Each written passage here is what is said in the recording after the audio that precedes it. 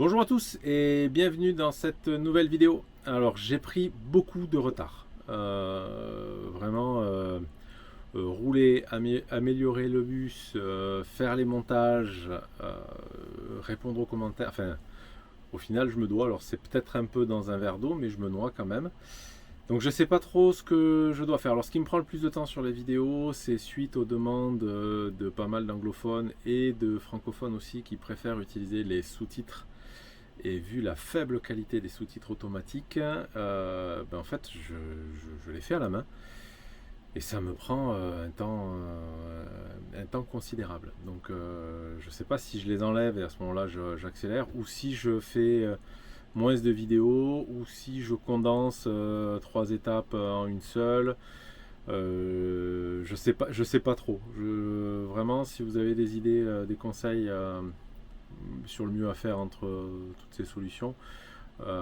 Les vidéos d'étape au départ, c'était pas de montage, on se prend pas la tête et ça va vite, et comme ça vous avez voilà quelques infos, des réponses aux commentaires. Mais là aujourd'hui, je crois qu'on va être à pas loin de 15 jours de décalage.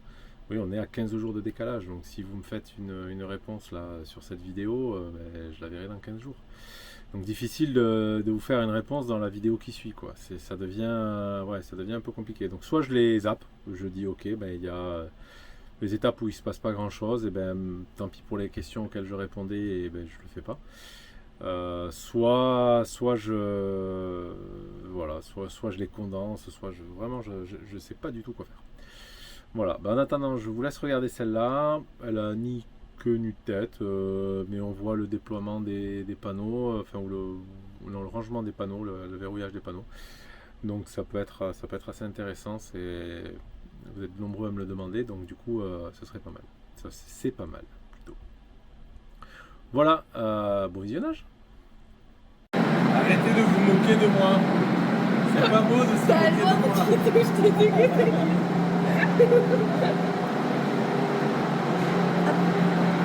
La place pour passer entre les camions. Voilà. Et voilà notre chouchou. Bon, là il y a un peu de bruit parce qu'on est au milieu des camions qui sont en train de démarrer et compagnie. Mais regardez ce que je viens de voir.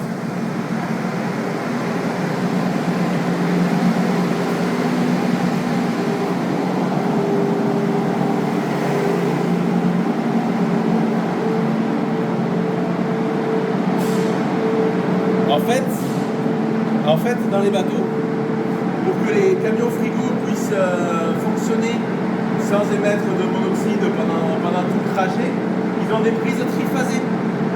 En fait, on était même pas à 10 mètres de la prise, on aurait pu se charger toute la nuit en fait.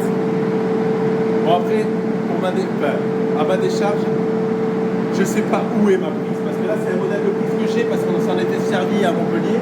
Donc je l'ai acheté cette prise, mais honnêtement je pense qu'elle est au fin fond de la soute. Et vu l'état de nervosité dans lequel on était hier, je pense que je l'aurais pas fait. Mais par contre, pour la prochaine fois, maintenant on le sait, je préparerai une prise et je leur dirai au chargement, attention, on se branche comme les frigos qui nous mettent au fond, pareil, près de la prise. Voilà, on aurait pu. Bon, c'est pas très décarboné comme énergie quand même. J'avoue, ça aurait cassé tout le truc.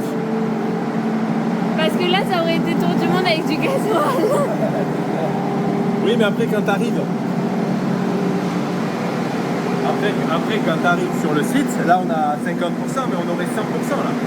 Donc, clac, tu sors de suite et c'est pas mal, c'est confort quand même. Mais là, on le sait, c'est possible. Tout autre décor maintenant.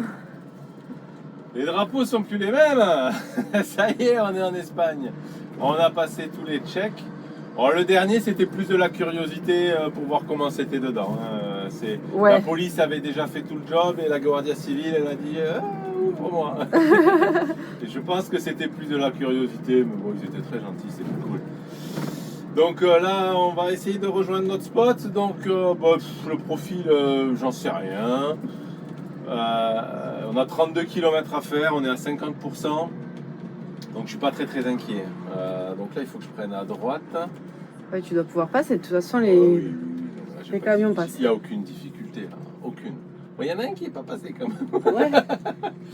Et donc voilà, donc là maintenant on va essayer de rejoindre Cabo de Gata.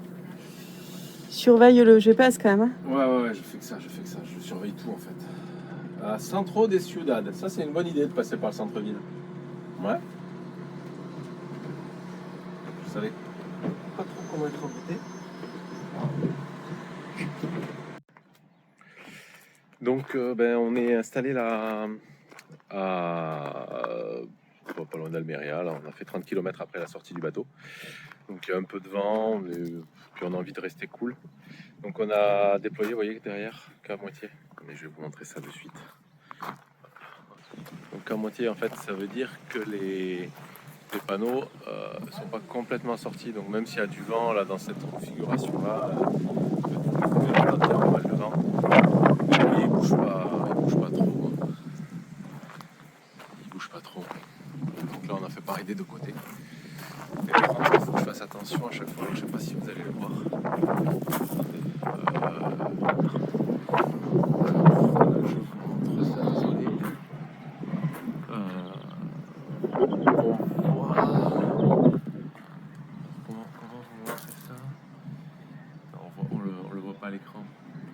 Mais en fait, il faut faire attention à cette limite blanche là qui est au milieu. Je sais pas si on met le doigt devant là. Voilà ça là. Cette barre, c'est la partie des demi-cellules. Alors la demi-cellule, en fait, ça permet de considérer. C'est comme s'il y avait deux panneaux côte à côte. Donc en fait là, il y a un panneau qui est complètement exposé et l'autre qui est complètement pas exposé théoriquement. Donc ça fait que j'ai une production, j'ai une demi-production. Bonjour à tous, donc nous voilà repartis, on a chargé à 100%, presque 97% je crois, un peu moins, on verra tout à l'heure quand on prendra le volant. On m'avait demandé donc un petit peu de détails sur ce qui se passe avant de prendre la route, donc voilà, donc là on va filmer un petit peu toutes les étapes pour replier. Donc là je vais monter les motos, les attacher, ensuite on va refermer les panneaux solaires et comme ça vous verrez tout. À tout.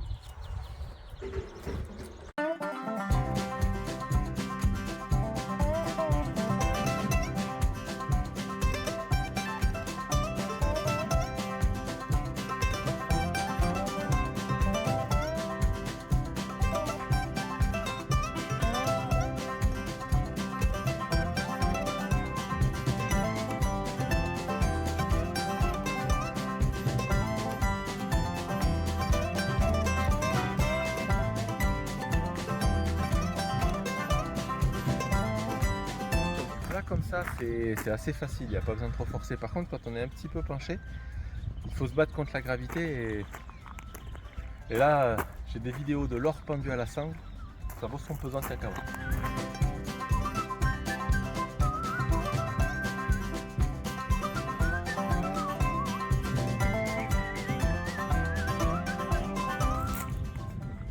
Alors autant les sangles c'est vraiment pas un problème, ça se fait facilement, autant verrouiller avec les outils c'est long et fastidieux, mais bon voilà. Peut-être ça sent moins mauvais que de mettre le gasoil.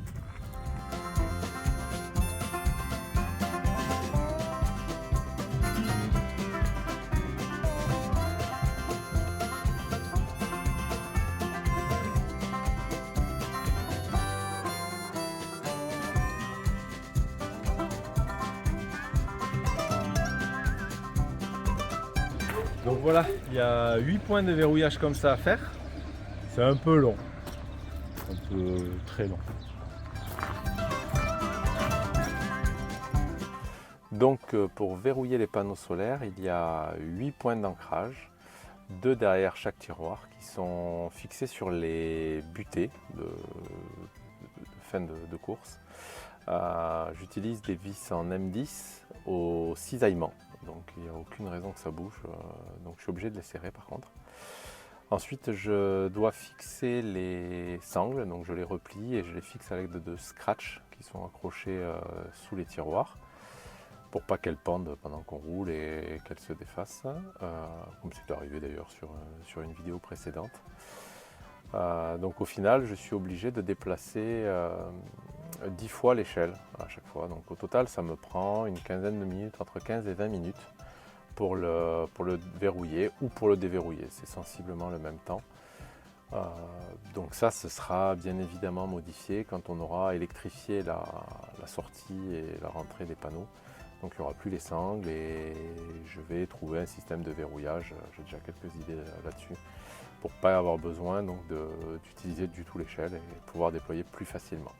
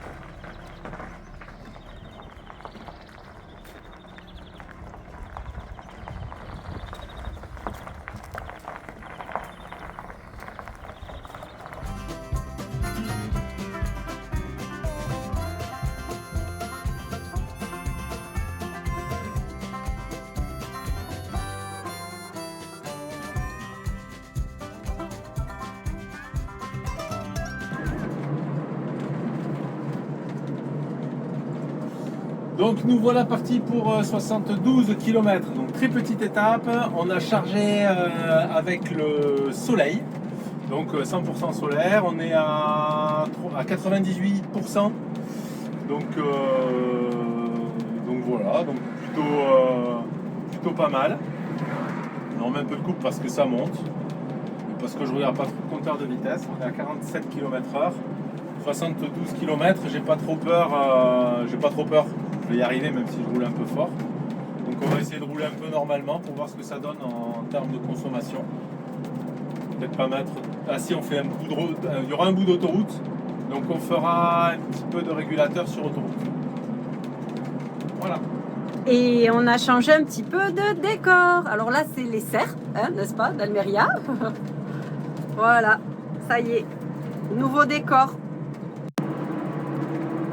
Voilà, ça monte un peu.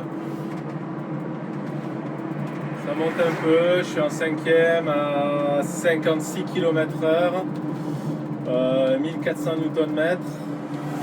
On est à 9600 tours minute pour le moteur.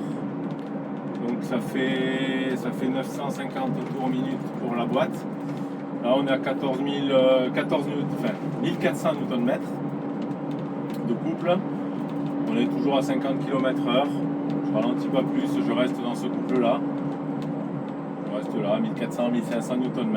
Je gère avec l'accélérateur pour rester dans cette plage et être sûr de Ça pas va casser la descendre boîte. par contre. Là, ça va descendre. Par contre, le plein de caisse, c'est que vu qu'on est plein, on va avoir du mal à faire de la régène. Hop. Ouais, mais ça remonte après, donc ça va. C'est en train de remonter. Donc ça va, on est content de monter, quoi. On en est là. Faut que ça descende quand on arrive, pas Voilà. quand on part. Quand on part, ça peut monter. C'est ça. Et là, ça fait un peu montagne quand même. Ah ben c'est de la montagne, hein, clairement. Hein. Je sais pas si on arrive à voir. Hop. On se fait doubler quand même. Bon, on est à 50 km/h, donc... Bon, après, on a une 19 tonnes. Hein. Oui, on va pas rouler non plus comme des fous. Hein.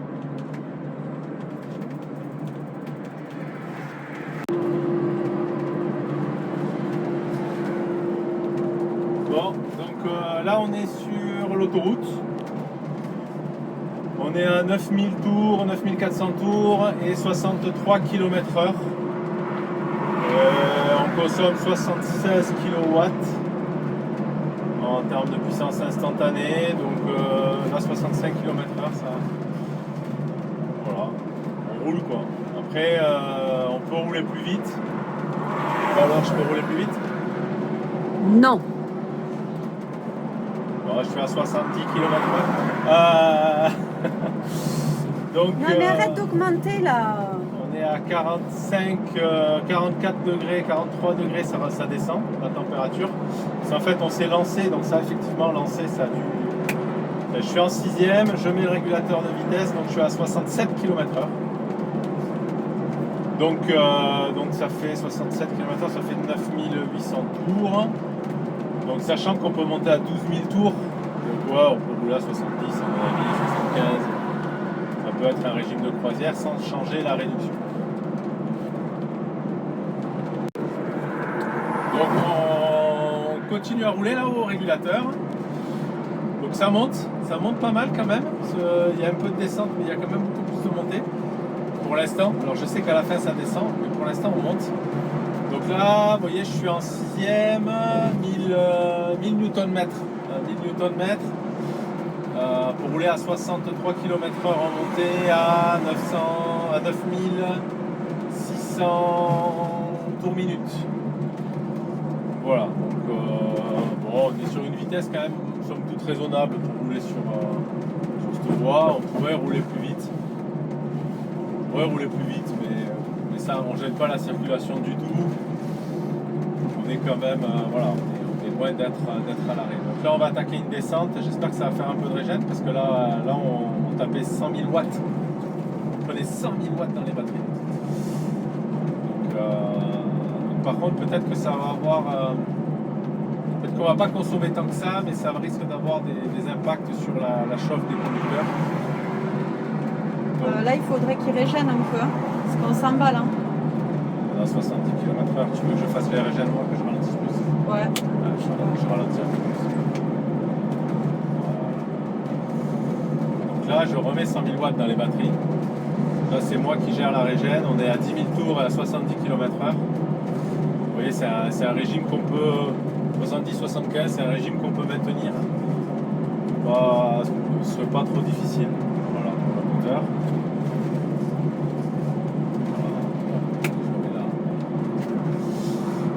Parce que le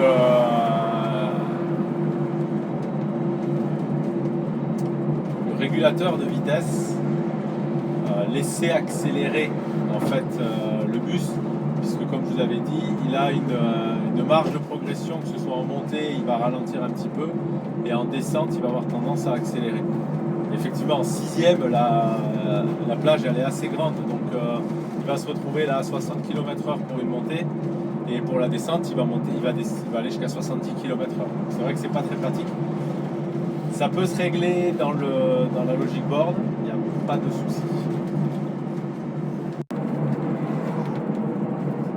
Donc là, on est sur une grosse côte. Donc là, il est redescendu donc à 60 km/h. On est à 160 kW de puissance consommée, ça fait 405 ampères. Et on est à 56 degrés pour l'inverter et 110 degrés pour le moteur. Et les batteries, elles sont toujours à 25 degrés. Elles sentent pas grand chose. Voilà pour le point. Ouais, donc vraiment, c'est de l'autoroute très vallonnée où on monte beaucoup. Ce sera un bon test pour la consommation à cette vitesse-là.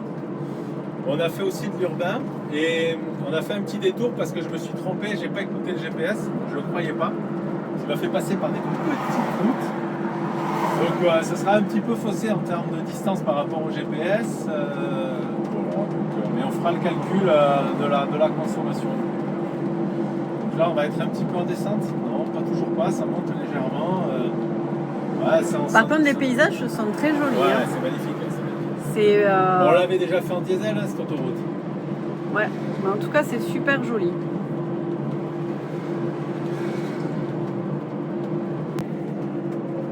Donc là j'ai vu 6% de descente. Donc Jean-Philippe s'est mis en manuel, là. En manuel pour gérer. Ça s'emballe pour pas que Laurel ait peur. Ça sert à rien. Puis alors c'est une belle côte, hein, enfin une belle descente, pardon. Ouais, tu vois, 6%, et l'autre, elle était annoncée à 18%. Ouais, elle était plus forte que ça. Je monte.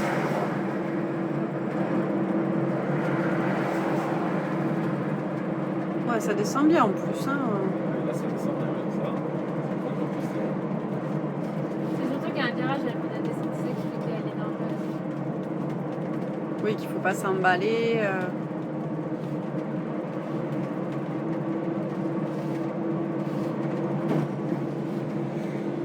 continue à vous mettre un peu de paysage parce que je le trouve très joli.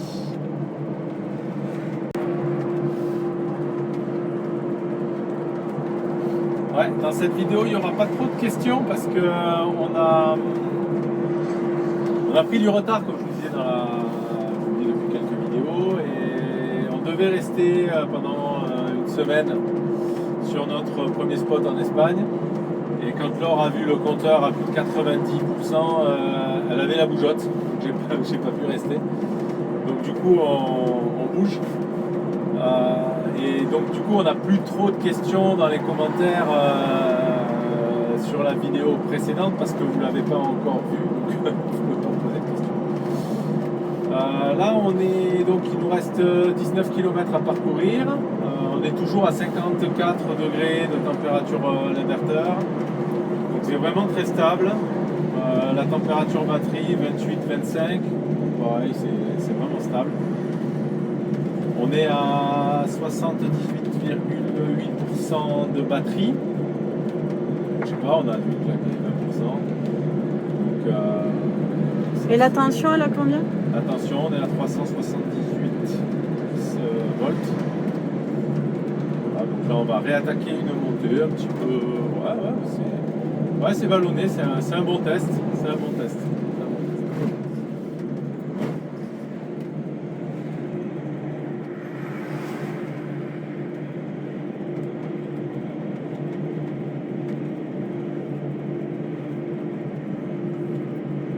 Je continue à filmer, comme ça si tu veux donner des informations. On est à 1400 Nm, 1500, on est à 500 ampères, 520 ampères.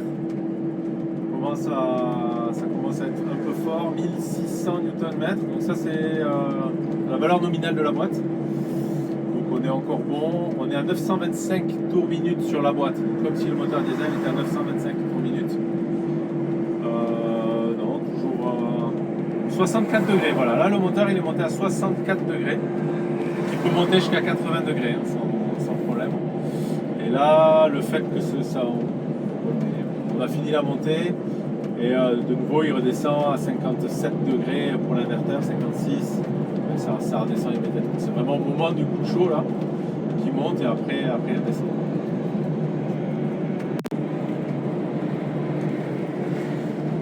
Donc il y a une question quand même qui m'a été posée sur la vidéo 7 bis je crois. La 8. Non, 7 bis. Je crois. Non, tu l'as appelé 8. Non, je l'ai appelé 7 bis. Ah ouais? Ouais. Alors on a mal compté parce que du coup la 10 c'est pas la 10. D'accord, on verra. Et du coup, c'était sur le fait que je dis qu'on ne recharge pas avec les panneaux solaires quand on roule. En fait, c'est le langage, c'est vraiment le mot recharger. Puisqu'en fait, quand on roule, forcément, on va décharger les batteries. Mais les panneaux solaires, pour la partie centrale, continuent bien à produire de l'énergie. Donc, ils produisent 3000, 2000, enfin là, ils doivent être à 3500, 4000 watts. Ils produisent en fonction des ombres et des déclinaisons. Mais ils ne vont pas réussir à recharger les batteries. Alors tout à l'heure, oui, ils ont rechargé parce qu'on s'est arrêté de faire les courses. Donc, quand on s'est arrêté, ils ont rechargé légèrement les batteries, le temps de faire les courses. Mais par contre, ils ne sont pas capables de recharger la batterie pendant qu'on roule. Ils produisent et ils diminuent sérieusement la consommation.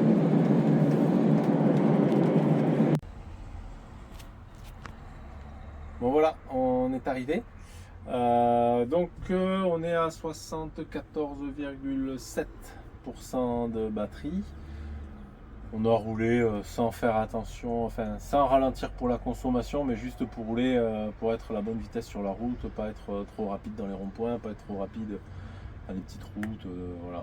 On s'est un peu trompé de chemin, donc là il faut que je fasse tout le calcul pour savoir combien de kilomètres on a fait pour de vrai, de façon à pouvoir faire une estimation de l'autonomie du véhicule dans ces conditions de roulage. Donc là vraiment on l'a pas trop épargné, il y avait plein de montées, plein de descentes, puisque je crois que le delta était de 20 mètres d'altitude entre les deux points qu'on avait. Donc vraiment la même altitude, mais entre les deux on a eu quelques montées un peu sérieuses et quelques belles descentes. Donc là vraiment ça va nous donner une idée de la consommation. On a fait de la ville, puisqu'on est allé faire les courses, donc on a fait de la ville. on s'est trompé, donc on a fait des demi-tours. Enfin, vraiment, on va être sur une consommation réaliste, voilà, sur ce trajet-là. Donc, il faut vraiment que je sache combien de kilomètres on a fait exactement. Voilà. Bon, sur cette vidéo, j'ai fait vraiment n'importe quoi. Donc, j'ai oublié de filmer donc l'autonomie donc possible dans ces conditions de circulation. Donc on est parti à 98%, on est arrivé à 74,7%, ce qui fait 23,3% de consommé pour réaliser 70 km, soit une autonomie donc avec 100% de batterie à 300 km. Donc c'est vraiment bien, parce que là on a roulé sur autoroute, voilà, on n'a pas trop regardé ce qu'on faisait, on a fait de la ville, on a fait des relances, on a fait tout ce qu'on avait à faire. Je suis plutôt satisfait. Voilà, écoutez, je vous remercie et à bientôt. Alors j'espère réussir à rattraper ce retard que j'ai, mais ouais, là sur cette vidéo, je vais encore faire les sous-titres, mais la prochaine peut-être je les ferai pas. Ouais. Là, je suis en train de faire les câbles pour se charger sur les bornes. Enfin, je fais plein de choses en même temps, en fait. C'est vraiment... ouais. À bientôt.